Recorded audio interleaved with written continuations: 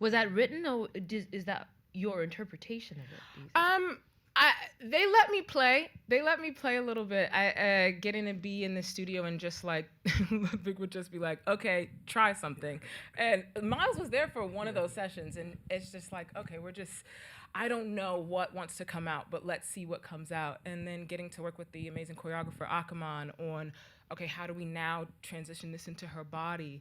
But all of that stems from what Ryan wrote on the page, and like getting to have that my initial conversation with him, and the questions he would ask me about Perline and her agency. And I remember one of the earlier questions of like, he would ask, "Why does she stay?" And I'm like, "Well, I don't know. You wrote it. I don't."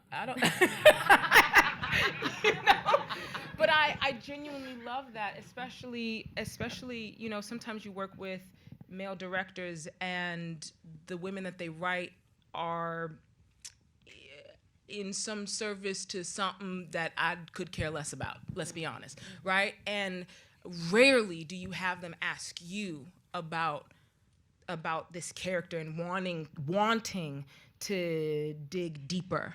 And so that was in one of our first conversations when we got down to Nola, and I really appreciated that, because from that moment I knew, oh, not only does Perline get to feel seen, but I get to feel seen in this process, and I get to show up fully with any ideas, questions, nerves, and feel like it's all welcome and it's all going to be okay. And as an actor, that I think when you have that freedom, it pushes you to go beyond your boundaries, to really go to another level. And that's not always afforded to us. So this was a very special, Mike talks about it as a gift, and I do too. I think Ryan really gifted us as actors opportunities to go beyond what we've done before.